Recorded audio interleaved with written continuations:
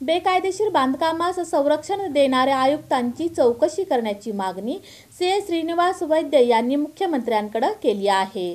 बेकायदेशीर बांधकामाबाबत श्रीनिवास वैद्य यांनी मुख्यमंत्री एकनाथ शिंदे यांच्याकडे निवेदन सादर केलं आहे. शमा श्रीनिवास वैद्य यांच्या घर जागेच्या कंपाऊंडमध्ये गेल्या अनेक वर्षापासून माळवदकर कुटुंबीय चहा टपरी चालवत आहे. या कंपाऊंडमध्ये त्यांनी महानगरपालिकेची कोणतीही परवानगी न घेता बेकायदेशीर बांधकाम केलेलं आहे.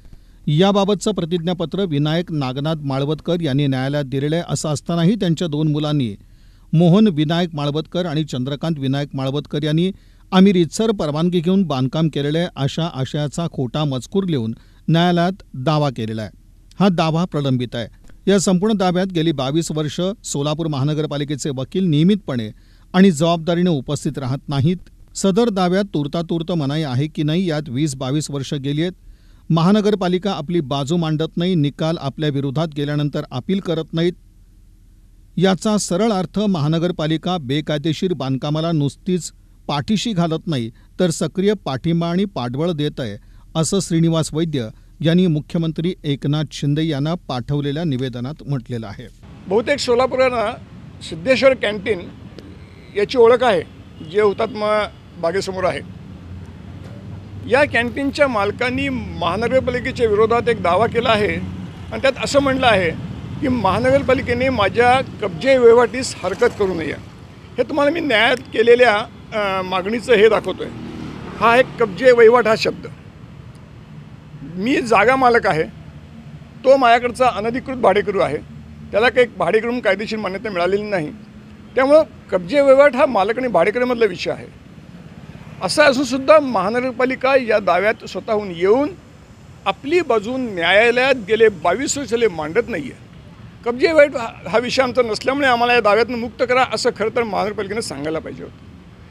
तिथे जे काही बांधकाम आहे ते बेकायदेशीर आहे, तशी ॲफिडेविट त्यांच्या मालकांनी पूर्वी दिलेली आहेत आणि आता मुलं सांगतात की आम्ही परवानगी घेऊन बांधकाम केलेलं आहे. ही सगळी कागदपत्रं महानगरपालिकेपाशी आहेत. खरं तर हा महानगरपालिकेचा आणि न्यायालयाचा फसवणूक करण्याचा प्रकार आहे. 420ची केस आहे म्हणलं तरी हरकत नाही. पण महानगरपालिकेने या गोष्टी न्यायालयापुढे आणणं आवश्यक आहेत. ते आणत नाही आहेत आणि गेले 20-22 वर्ष झाले ती या सिद्धेश्वर कॅन्टीनच्या बेकायदेशीर बांधकामाला संरक्षण देत आहेत.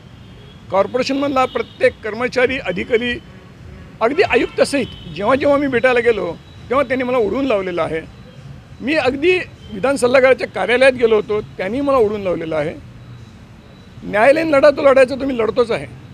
पण सोलापूर महानगरपालिकेमध्ये कशा पद्धतीनं न्यायालयीन प्रक्रियेचा गैरवापर करत बेकायदेशीर बांधकामाला संरक्षण दिलं जातं हे सोलापूरकरांसमोर आणण्यासाठीची ही माझी आजची प्रेस कॉन्फरन्स आहे.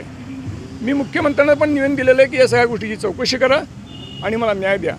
दरम्यान मुख्यमंत्र्यांनी व्यक्तिशः आणि जातीनं लक्ष घालून सोलापूर महानगरपालिकेचे आयुक्त शीतल तेली उगले तसंच विधान सल्लागार कार्यालयातील अधिकारी, शहर अभियंता आणि भूमी व मालमत्ता विभागाचे अशा सर्व संबंधित अधिकाऱ्यांची स्वतंत्रपणे सखोल चौकशी करावी आणि न्याय द्यावा अशी मागणी श्रीनिवास वैद्य यांनी मुख्यमंत्री एकनाथ शिंदे यांच्याकडे निवेदनाद्वारे केली आहे.